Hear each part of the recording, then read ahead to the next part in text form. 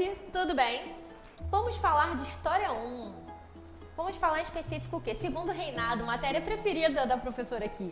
Vamos falar da economia do Segundo Reinado, Era Mauá e crise do Segundo Reinado, porque tudo que é bom dura pouco e entra em crise, né, minha gente?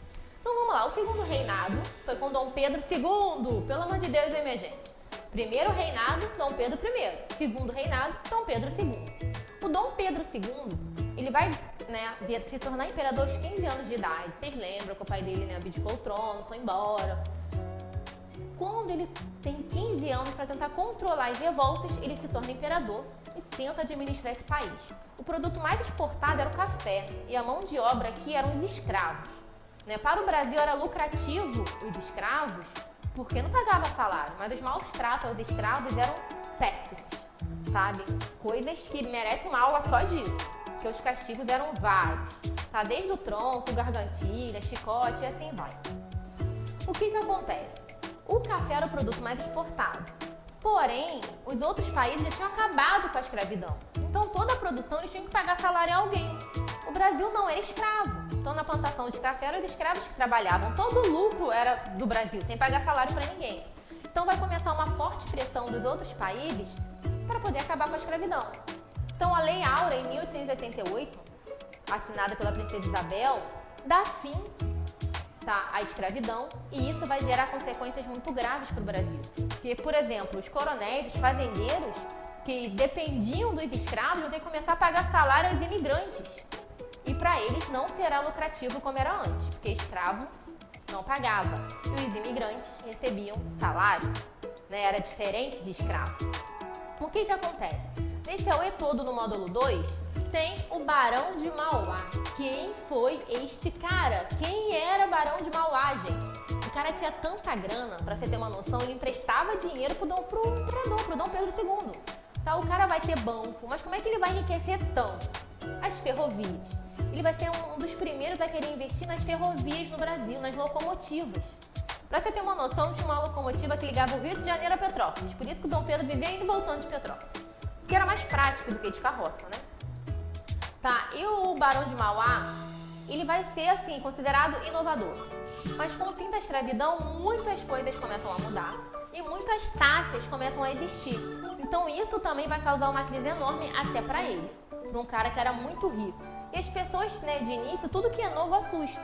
Então, muitas das inovações do Barão de Mauá, as pessoas, sofriam represália, atacavam pedra nas locomotivas que passavam, não estavam acostumados. Estavam acostumados só a usar carroças, tá? Outra coisa muito importante que acontece, que já começa na crise do Segundo Reinado, que é o módulo 3, é a Guerra do Paraguai. Galera, essa guerra deu o que falar. Primeiro que o Dom Pedro, para recrutar gente para ir pra guerra, ele vai chamar até os escravos, falar, escravo, vem, bora pra guerra, tá? Se você for pra guerra e o Brasil vencer, tu tá liberto, tu tá livre, tu vai ganhar uma casa. Os escravos vão. E, gente, foi 3 países contra 1. Brasil, Argentina e Uruguai contra o Paraguai, que tinha um presidente, um ditador chamado Solano Lopes. Por que essa guerra acontece? Na Bacia da Prata, tinha vários rios. E o Solano Lopes fala assim, na frente do meu país é meu, ninguém passa e acabou. E aí começa a guerra. O Paraguai é massacrado, gente. Pra você ter uma noção, no decorrer da guerra, um menino de 12, 13 anos já estava indo pra guerra, porque não tinha mais homem adulto, foi morto. O Brasil vence a guerra, a Argentina também, Uruguai. Eles anexam territórios que eram no Paraguai, mas pro Brasil tem consequências muito graves. Por exemplo, os escravos que foram pra guerra voltaram libertos, querendo a sua casa prometida, e eles não ganham casa nenhuma. Você sabe como surgiu o Morro da Providência? Com esses escravos aguardando a providência do imperador de dar a casa deles.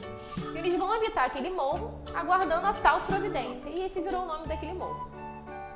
O que acontece? Os soldados, o exército também volta, vencedor da guerra, querendo prestígio, querendo dinheiro e não ganha nada. Ganha um mero brigadão do imperador. Então, assim, um ano depois, gente, da Lei Áurea, acontece a proclamação da República. Por quê? O imperador está isolado, ele não tem mais a igreja a favor dele, porque o Vaticano proibiu a relação de maçonaria e igreja e o imperador é maçom. Não tem mais o exército do lado dele, porque está contra ele devido à Guerra do Paraguai, que não ganhou nada. A população também está contra ele, porque muita gente morreu nessa guerra.